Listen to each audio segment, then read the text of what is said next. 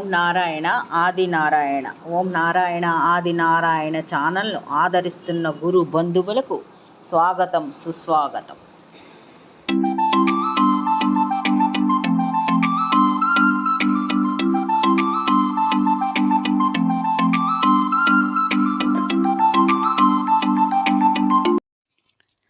ఓం నారాయణ ఆది నారాయణ. ఓం శ్రీ భగవాన్ వెంకయ్య స్వామి. ఆశ్రిత జనరక్షకుడు, దేనిజన బాంధవుడు శ్రీ భగవాన్ వెంకయ్య స్వామి వారి పాద పద్మములకు నా ప్రణామం. సమస్త సగుణ రూప నిర్గుణ రూప గురుదేవుల పాద పద్మములకు నా నమస్సుమాంజలి. అవధూత శ్రీ భగవాన్ వెంకయ్య స్వామి వారి అనుగ్రహంతో, సమస్త గురుదేవుల ఆశీస్సులతో శ్రీ మొగలజర్ల దత్తాత్రేయ స్వామి వారి లీలా వైభవం. ఓం శ్రీ గణేశ నమః. ఓం శ్రీ సరస్వతి. ఓం శ్రీ గురుభ్యో నమః. అది 2004వ సంవత్సరం. ఒక ఆదివారం ఒక పెద్ద ఆవిడ శ్రీ మొగలచెల్ల దత్తాత్రేయ స్వామి వారి మందిరముకు వచ్చారు. ఆవిడ నాగేంద్ర ప్రసాద్ గారి దగ్గరికి వచ్చారు. వచ్చి ఆమె గురించి ఇలా చెప్పారు. ప్రభావతి అమ్మగారు వీరు చిన్నప్పుడు కావల్లో చదువుకున్నట్టు, ఆమె పేరు వర్ధనమ్మ అని, ఇప్పుడు నెల్లూరులో వారి పెద్ద అబ్బాయి దగ్గర ఉంటున్నట్టు చెప్పారు వీరితో. ఆమె భర్త కాలం చేసి 4 ఏళ్ళు అయిందని నాగేంద్ర ప్రసాద్ గారికి చెప్పారు. ఇప్పుడు స్వామివారి మందిరం చూద్దామని వచ్చాను, ఇక్కడ ఒక వారం ఉంటాను, నాకు ఉండడానికి ఏమైనా ఏర్పాటు ఏమైనా చేస్తావా అని ఇతను నాగేంద్ర ప్రసాద్ గారిని అడిగారు. ఆవిడ పెద్దదాన్ని, బాబు మీ ఇంట్లో ఉండాలంటే మీ అమ్మకి ఇబ్బంది పెట్టాలి కదా, పైగా అప్పుడు శ్రీధర్రావు గారు అనారోగ్యంతో ఉన్నారు. అదే విషయం ఆమె అన్నారు. మీ నాన్నగారు కూడా అనారోగ్యంతో ఉన్నారు కదా, నేను మీ ఇంట్లో ఉండలేను, నాకు ఇక్కడ ఏమైనా వసతి చూపించు బాబు అని అడిగారు ఆమె, వర్ధనమ్మ గారు. దాంతో వీరు పూజారి గారు ఉండే ఇల్లే కాకుండా ఒక రేకుల షెడ్ ఉంది, దాని పక్కన ఒక చిన్న గది ఉంది, ఆ గదిలో మీరు సర్దుకోగలరా అని అడిగారు. ఆవిడ ఒప్పుకున్నారనమాట, అయిష్టంగానే ఒప్పుకున్నారు. తర్వాత ఆవిడకి భోజనం కూడా ఇంటి నుంచే వచ్చే ఏర్పాటు చేశారంటే అప్పటికి ఇంకా అన్న సమారాధన అది మొదలుపెట్టలేదు. 2007లో కదా మొదలుపెట్టారు, అది 2004వ సంవత్సరం. అప్పటికి ఇంకా అన్న సమారాధన అది మొదలుపెట్టలేదు ఆశ్రమంలో. సో అందుకని ప్రభావతి అమ్మగారి ఇంటి దగ్గర నుంచే ఈమెకు భోజనం వచ్చే ఏర్పాటు నాగేంద్ర ప్రసాద్ గారు చేశారు. వర్ధనమ్మ గారు ఉన్నంత ఆ వారం కూడా స్వామివారి మండపంలోనే ఎక్కువ కాలం గడిపారు. అక్కడికి వస్తున్న భక్తులందరికీ దగ్గర నుండి పరిశీలిస్తూ ఉండేవారు అనమాట. అంటే వాళ్ళు భక్తులంతా కొంతమంది మండలం రోజులు అక్కడ ఉండి స్వామివారిని సేవించుకుంటూ ఉంటారు కదా, వారి గ్రహ బాధల నివారణార్థం, వారి అనారోగ్య నివారణార్థం, వివిధ కారణాలతో స్వామివారిని సేవించుకోవడానికి అక్కడికి వస్తూ ఉంటారు. వాళ్ళతో అందరితోటి ఈమె మాట్లాడుతూ ఉండేవారు, వాళ్ళ కష్టాలన్నీ తెలుసుకుంటూ ఉండేవారు. తర్వాత సమాధి మందిరం ఉదయం సాయంత్రం దర్శించుకునేవారు, ప్రదక్షిణ చేసుకునేవారు. తర్వాత కానీ ఆమెను చూస్తే ఏదో ఈమె మదన పడుతుంది అన్నట్టు అనిపించింది అనమాట. ఒక వారం గడిచిన తర్వాత ఆమె వచ్చారనమాట నాగేంద్ర ప్రసాద్ గారి దగ్గరికి. మళ్ళీ, నాయన ప్రసాద్, మరొక వారం ఇక్కడ ఉంటాను, నీకు శ్రమ ఇస్తున్నాను, ఏమీ అనుకోకు అన్నారు. అంటే ప్రసాద్ గారు ఒప్పుకున్నారు.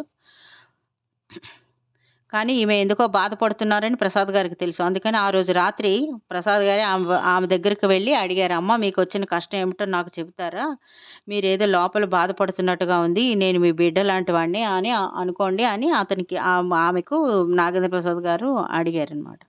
అలా ఇంకా అడిగిన మరుక్షణంలోనే ఆమె కళ్ళనీళ్ళు పర్యంతం అయిపోయారు. కళ్ళనీళ్ళ పర్యంతం అయిపోయి ఇలా చెప్పారు. ఆమెకు 2 కుమారులు, 2 ఉద్యోగాలు చేస్తున్నారు, ఆమె భర్త ఉన్నప్పుడే 2కి పెళ్ళిళ్ళు చేసినట్టు చెప్పారు, వాళ్ళంతా లక్షణంగా బ్రతుకుతున్నట్టు చెప్పారు. తర్వాత భర్త కాలం చేసిన తర్వాత కొన్నాళ్ళు ఇంట్లో ఒక్కరితే ఉన్నట్టు, అలా ఉండలేక ఆమె చిన్న కొడుకు ఇంటికి వెళ్ళానని చెప్పారు. ఆ కొడుకు ఉద్యోగానికి వెళ్తే కోడలు ఈమె ఉండేవారు ఇంట్లోనని. కోడలు యుక్తసరిగా మాట్లాడేది, ఎక్కువగా మాట్లాడేది కాదు, చాలా తక్కువగా మాట్లాడేది. కానీ ఈమెకు కావలసినవన్నీ క్షణాల్లో అమర్చేది. కొంచెం ముక్తసరిగా ఉండేదనమాట. అంత పెద్దగా ఎక్కువగా మాట్లాడుతూ ఉండేది కాదు. అది అలా ఆమె ఎక్కువగా మాట్లాడకపోవడం ఈమెకు నచ్చలేదు. దాంతో అక్కడి నుంచి ఈమె పెద్ద కొడుకు ఇంటికి వెళ్ళిపోయారు. పెద్ద కొడుకు వెళ్ళారు. పెద్ద కొడుకుకి 2 చిన్న పిల్లలు. దాంతో ఆ పిల్లల్ని చూసుకోవడానికి పెద్ద కోడలికి పని. దాంతో ఈమె అవసరాలు కూడా ఆమె చూసేది కాదు, ఈమె అవసరాలు కూడా ఈమె చూసుకోవాల్సి వచ్చేది. దాంతో అక్కడ కూడా ఉండలేక ఇలా ఇప్పుడు మొగల్చెర్ల దత్తాత్రేయ స్వామివారి మందిరానికి వచ్చారు. ఇక్కడికి వచ్చిన తర్వాత నాకు అర్థమైంది. ఎంతోమంది ఎన్నో రకాల కష్టాల్లో ఉన్నారు. వాళ్ళతో పోల్చుకుంటే నావి పెద్ద కష్టాలు కాదు. నాకు గ్రహ బాధలు లేవు. శారీరక అవకరం లేదు. ఉద్యోగాలు చేసుకుంటున్న కొడుకులు, కోడళ్ళు, మనుమలు, మనమరాళ్ళు అందరూ ఉన్నారు. నేను ఆనందంగా ఉన్నాను. నేను కొద్దిగా సర్దుకుంటే అన్నీ చక్కబడతాయని, ఈ పాఠం నేర్పడానికే స్వామివారు నన్ను ఇక్కడికి ఉంచారేమో అని అనిపిస్తుంది. కోడళ్ళు వాళ్ళ పని వాళ్ళు చేసుకుంటారు గానీ, నన్ను ఏనాడు ఒక్క మాట అనలేదు. ముందుగా నా మానసిక పరిస్థితి మారాలి. ఇది స్వామివారు నాకు అనుభవపూర్వకంగా చూపించారు.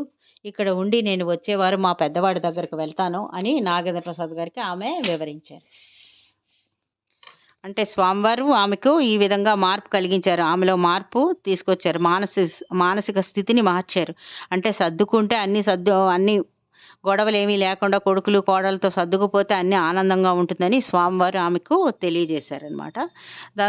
ఆమెను అడిగి వాళ్ళ అబ్బాయికి నెంబర్‌కి నాగేంద్ర ప్రసాద్ గారు ఫోన్ చేశారు. వాళ్ళ అబ్బాయి వచ్చాడనమాట ఈమెను తీసుకువెళ్ళడానికి. ఈ కొడుకుని చూడగానే ఆవిడ పెద్దగా ఏడ్చేశారు. ఏడ్చుకొని కొడుకుతోటి స్వామివారి సమాధి దర్శనం చేసుకున్న తర్వాత కొడుకుతో వెళ్ళిపోయారు. ఆ తర్వాత ఒక 6 నెలల తర్వాత కొడుకులు, కోడళ్ళతో ఆమె తిరిగి స్వామివారి మందిరానికి దర్శనానికి వచ్చారు. అప్పుడు చెప్పారు కొడుకులు, "అమ్మ చాలా మారింది ప్రసాద్ గారు. మాతో బాగా కలిసిపోయింది. స్వామివారు తెచ్చిన మార్పు ఫలితం ఇది" అని వారు ఆనందంగా వివరించారు. ఓం నారాయణ. ఆది నారాయణ.